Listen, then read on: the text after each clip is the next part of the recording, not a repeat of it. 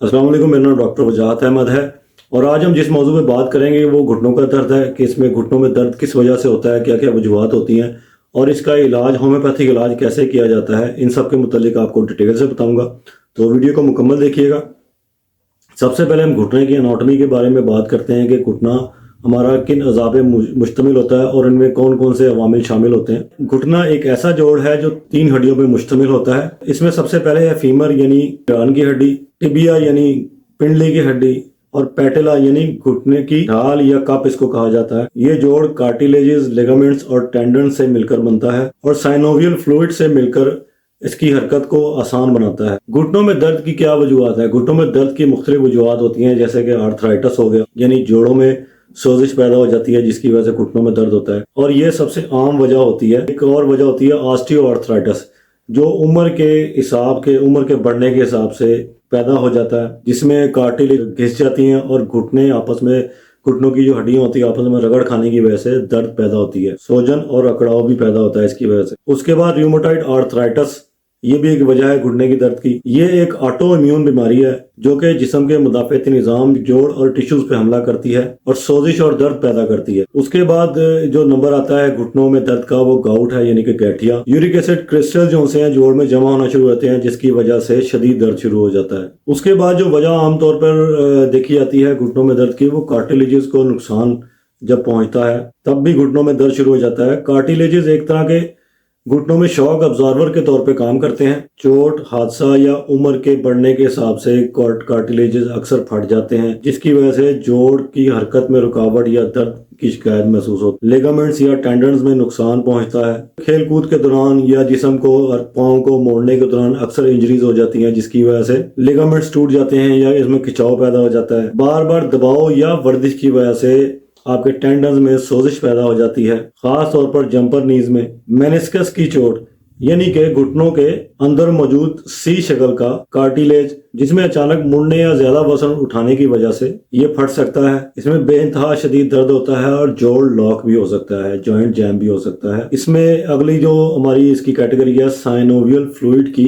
इसमें इश्यूज आ जाते हैं, इसमें तब्दीली वाकया होना शुरू हो जाती है। ये आपको बताता चलूं कि साइनोवियल फ्लूइड जो सा होता है घुटने के जोड़ को चिकना रखने में मददगार साबित होता है। इसके अंदर जो चलने फिरने के दौरान हमें अक्सर जोड़ों के दर्द वालों को मुश्किल पेश आती है, अकड़ाहट होती है या पेन होती है या रगड़ महसूस होती है, ये उन सब चीज़ों को कम करता है या यूं ऐसा कह लें कि ये एक तरह की जोड़ों की ग्रीस के तौर पे काम करता है और ये जोड़ों को चिकना रखने में मददगार साबित होता है। अगर इसमें सोजिश हो जाए या इसकी मिकदार कम हो जाए तो घुटनों में रगड़ बढ़ जाती है। इसकी जो बायोमी है यानी कि क्लिनिकल वजूहात में जिस्मानी अलाइनमेंट में फर्क पड़ जाता है, मसलन टांगों में टेढ़ापन आ जाना या बाउ लेग्स यानी कि नॉक नीज। मोटापा इसमें बहुत अहम किरदार अदा करता है जोड़ों के दर्द में, क्योंकि वजन बढ़ने की वजह से घुटनों में दबाव बढ़ जाता है। गलत जूते पहनना या चलने का अंदाज खराब होना, चोट या हादसा, इन्फेक्शन भी जोड़ों के दर्द की वजूहात बन सकता है। अगर घुटने के जोड़ में बैक्टीरिया या वायरस दाखिल हो जाएं तो सोजन, सुर्खी और बुखार के साथ भी दर्द शुरू हो सकता है। इसमें नर्वस सिस्टम के मुतल्लिक भी वजूहात पाई जाती हैं जिसकी वजह से घुटनों में दर्द शुरू हो जाता है। बाज़ औक़ात घुटनों में दर्द रीढ़ की हड्डी या असाब में खराबी की वजह से भी घुटनों में दर्द हो जाता है। जब हम इसकी ट्रीटमेंट की बात करते हैं तो इसमें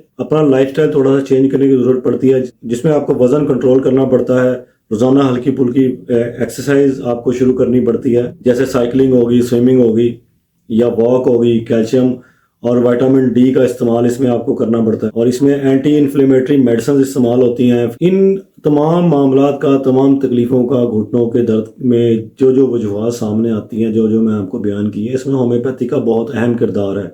होम्योपैथिक इन तमाम मसाइल का हल आपको पेश करती है, जिसको इसमें घुटनों के दर्द, सोजिश, आर्थराइटिस, गठिया, जितने भी इन्फ्लेमेशन वगैरह आते हैं, जितने भी इसके फ्लूइड्स आपके अंदर ड्राई होना शुरू हो जाते हैं, इन्फेक्शन होती हैं या कोई वायरस या कोई किसी भी किस्म का प्रॉब्लम, चोट लगने की वजह से हादसाती तौर पे या स्पाइनल कॉर्ड की किसी प्रॉब्लम की वजह से या आपके मोटापे की वजह से कोई भी इशू आपको घुटनों की दर्द का बायस जब बनता है तो उन तमाम चीज़ों का इलाज होम्योपैथिक में बेहतरीन तरीके से मौजूद है। इसमें जो होम्योपैथिक में मेडिसिन आती है उसमें सल्फर जो सी है वो टॉप पे आती है मियाज़मेटिक मेडिसिन के तौर पे। इसका मरीज आमतौर पे ज़्यादातर गंदा रहता है, सफाई पसंद नहीं करता और जरासीमों के हमले में बार बार मुब्तला होता है और फलसफियाना जहन का मालिक होता है।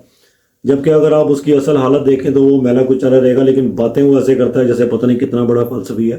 تو یہ سلفر کے مریض کی خاص پہچان ہے، نہانے دھونے سے اس کو چڑ ہوتی ہے، نہاتا دھوتا نہیں ہے۔ اور سورک مزاج کے جو لوگ ہوتے ہیں ان میں سلفر بہت اچھا کام کرتی ہے۔ سلفر جسم کے امیون ریگولیٹری میٹابولک سسٹم کو ریگولیٹ کرتی ہے، متحرک کرتی ہے۔ یہ سلگشنس اور ٹاکسک ایلیمینیشن میں مددگار ثابت ہوتی ہے، اور یہ جوڑوں میں جمع ہوئے مواد ہوتے ہیں، جمع شدہ جو مواد ہوتے ہیں ان کو کلیئر کرنے میں کافی مددگار ثابت ہوتی ہے۔ سفلیٹک مریضوں میں یہ مرض ترقی کرتا ہے تو وہ سفلس یعنی کہ ڈی جنریشن میں چلا جاتا ہے۔ جب بھی ہڈیوں میں، کارٹیلیجز میں، ٹیشوز میں ڈسٹریکشن شروع ہو جائے، یا وہ کم ہونا شروع ہو جائیں، یا وہ گھسنا شروع ہو جائیں، تو وہ ڈی جنریشن میں چلا جاتا ہے۔ تو ایسے ڈی جنریٹو مریض جو سے ہوتے ہیں وہ سفلینم کے زمرے میں آتے ہیں۔ سفلینم استعمال کروائی جاتی ہے۔ سفلینم استعمال کرانے سے کیا ہوتا ہے کہ ان کے اندر ڈی جنریشن بہت سلو ہو جاتی ہے، پروسیس اس کا بہت سلو ہو جاتا ہے، اور ان کی دردوں میں نمایاں کمی واقع ہوتی ہے۔ ڈی جنریٹو جوائنٹ ڈیزیز میں دی جاتی ہے جب کارٹیلیجز ٹوٹ رہی ہوں اور ڈی جنریشن شروع ہو چکی ہو ہڈیوں میں۔ ایسے میں جب آپ اس کو سفلینم کو استعمال کرواتے ہیں تو کافی حد تک مرض میں کمی واقع ہو جاتی ہے، اور ڈی جنریشن کا جو عمل ہے وہ سست ہونا شروع ہو جاتا ہے، کم ہونا شروع ہو جاتا ہے، اور علاج میں بہت مددگار ثابت ہوتا ہے، اور اس کے میازمیٹکلی بھی مریض کو کافی ریلیف ملتا ہے۔ فائبرس ٹیشوز، لیگامنٹس اور ٹینڈنس پہ یہ دوائی کام کرتی ہے۔ اس دوائی کا نام ہے رسٹاکس۔ اس کی خاص علامت یہ ہے کہ یہ اس کی دردوں کو حرکت کرنے سے وقتی طور پہ آرام ملتا ہے۔ یہ دوائی جسم میں انفلیمیٹری رسپانس کو نارمل کرتی ہے، معتدل کرتی ہے، اور جو کولاجنز ہوتے ہیں ان کو لچکدار بناتی ہے۔ رسٹاکس جب بھی دوائی بنے گی اس میں دردوں کو حرکت سے وقتی طور پر آرام ملے گا، تب آپ رسٹاکس استعمال کروائیں اور رسٹاکس کا جادو نما اثر آپ دیکھیں۔ دوسری جو دوائی ہے وہ سائنوویل میمبرینز پہ کام کرتی ہے۔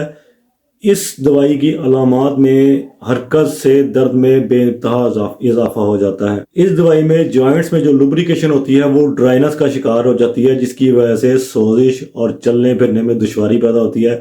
جب بھی مریض حرکت کرتا ہے اس کو شدید درد کا سامنا کرنا پڑتا ہے۔ تو یہ دوائی کیا کرتی ہے کہ اس جوائنٹس کو لوبریکیٹ کرنے میں مدد دیتی ہے، اور جوائنٹس کی جو حرکت کرنے کی وجہ سے درد میں ایگراویشن ہوتی ہے اس کو کم کرتی ہے، اور اس کے درد بھی بڑے شدید اور تکلیف دہ ہوتے ہیں۔ مریض چلنے پھرنے سے بیزار ہو جاتا ہے اور وہ ایک چارپائی پہ لگ کے بیٹھ جاتا ہے۔ تو جب آپ برائیونیا دیں گے مریض کو، مریض کی تمام تکالیف میں کمی واقع ہوگی، اس کے جتنے بھی جوائنٹس جس کی لوبریکیشن ختم ہو رہی ہے یا ڈرائی ہو چکی ہے، اور اس ڈرائنس کی وجہ سے اس کی لیگامنٹس، ٹینڈنس اور کارٹیلیجز گھس رہے ہیں یا زخمی ہو رہے ہیں، ان سب میں یہ ریلیف دے گی۔ تو برائیونیا استعمال کریں حرکتوں کی وجہ سے بڑھنے والے دردوں میں، یہ ہر طرح کے گھٹنوں کے دردوں میں کام آتی ہے۔ نیکسٹ جو میڈیسن ہے یہ کیلشیم میٹابولزم کو نارمل کرتی ہے۔ ہڈیوں میں کمزوری، موٹاپا یا سردی میں درد کے مریضوں کو فائدہ مند ہوتی ہے، اور اس دوائی کا سب سے بڑا فائدہ یہ ہے کہ یہ دوا بون منرل ڈینسٹی کو بہتر کرنے میں مددگار ثابت ہوتی ہے، اور کارٹیلیجز جتنی بھی زخمی ہوں یا ڈی جنریشن کی طرف جا رہی ہوں ان کو ریپیئر کرنے میں بہت زیادہ مددگار ثابت ہوتی ہے۔ اس دوا کا نام کلکیریا کاو ہے۔ کلکیریا کاو استعمال کروا سکتے ہیں، خاص طور پہ فلیبی اور موٹے لوگوں میں جتنے بھی جوڑوں کے درد کے مسائل ہوتے ہیں ان میں کلکیریا کاو بہت کامیابی سے استعمال ہوتی ہے۔ نیکسٹ میڈیسن ہے آرنیکا۔ یہ مائکرو سرکولیشن کو بہتر کر کے ریپیٹڈ سٹرین جو ہوتے ہیں، جو درد ہوتے ہیں، ان کو ٹھیک کرتی ہے۔ چوٹ کی وجہ سے یا حادثات کی وجہ سے لگنے والے جتنے بھی درد ہوتے ہیں ان کے لیے بہترین اور معاون دوائی کے طور پہ یہ استعمال ہوتی ہے۔ چوٹ کی وجہ سے جو ڈیمیج ہو گیا اندر اس کے کارٹیلیجز یا مسلز یا ٹینڈنز یا لیگامنٹس، کوئی بھی چیز اگر چوٹ لگنے کی وجہ سے زخمی ہوتی ہے اور اس کی وجہ سے دردیں شروع ہو جاتی ہیں، تو یہ دوائی جادو نما اثر کرتی ہے اور مریض کے اندر جتنے بھی ڈیمیجز ہوتے ہیں سب کو ریپیئر کرنے کی صلاحیت رکھتی ہے۔ نیکسٹ جو میڈیسن ہے وہ پیری آسٹیوم یعنی کہ ہڈیوں کے حفاظتی غلاف پر اثر کرتی ہے۔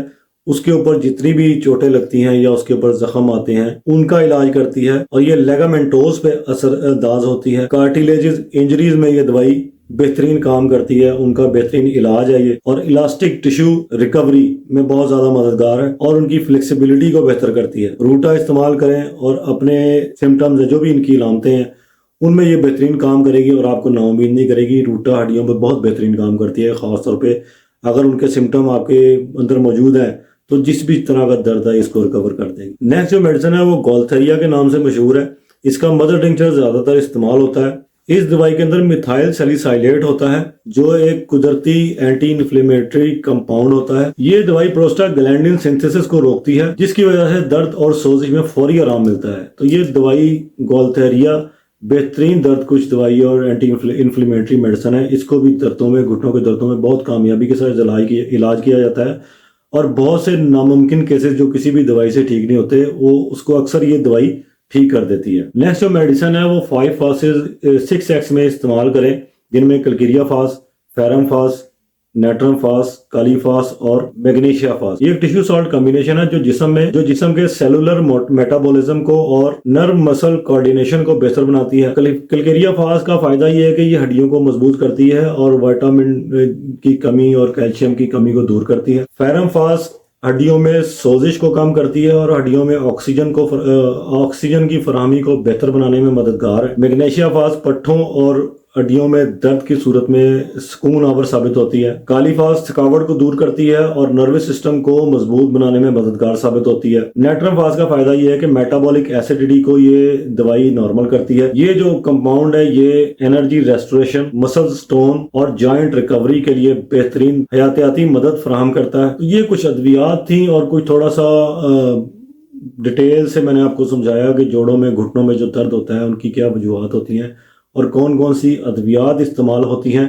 تو آپ ان سب کو دیکھیں اور آپ اگر جوڑوں کے درد میں گھٹنوں کے درد میں مبتلا ہیں تو آپ علاج کے لیے رابطہ کر سکتے ہیں. ہومیوپیتھک میڈیسن کوئی بھی میڈیسن آپ سیلف میڈیکیشن کے طور پہ استعمال نہیں کر سکتے کیونکہ یہاں پہ ویڈیوز میں زیادہ تر 2-4 علامات بتائی جاتی ہیں جبکہ دوائی کا انتخاب مکمل علامات کی بنا پر کیا جاتا ہے جو کہ مریض کو شفا سے امکنار کرتا ہے. تو آپ ایک چھوٹی سی چیز کو سامنے رکھے کہ میرے اندر یہ علامت ہے تو آپ اس کو مد نظر رکھ کے علاج نہیں کر سکتے اپنا.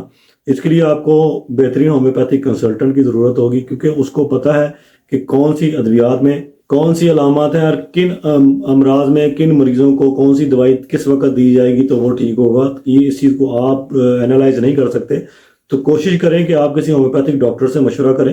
تو یہ صرف آپ کو گائیڈ کرنے کے لیے بتایا جاتا ہے کہ آپ کی بیماری کا آپ کے ہر مرض کا علاج ہومیوپیتھک میں موجود ہے.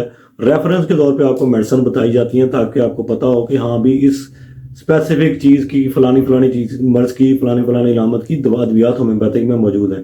تو خود سے کوئی بھی دوائی نہ لیں، ہومیوپیتھک کنسلٹنٹ سے آپ رابطہ کریں، مجھ سے رابطہ کر لیں. میرا واٹس ایپ نمبر اسکرین پہ چل رہا ہے تو آپ کو کوئی بھی مسئلہ ہو آپ رابطہ کر سکتے ہیں. علاج کے لیے میں آن لائن علاج کرتا ہوں، کوریئر کے ذریعے آپ کو میڈیسن بھجوا دوں گا یا جیسے آپ بہتر سمجھتے ہیں. آپ کے نزدیک کوئی ڈاکٹر ہے تو آپ اس سے رابطہ کر سکتے ہیں لیکن سیلف میڈیکیشن آپ کے لیے نقصان دہ ہے.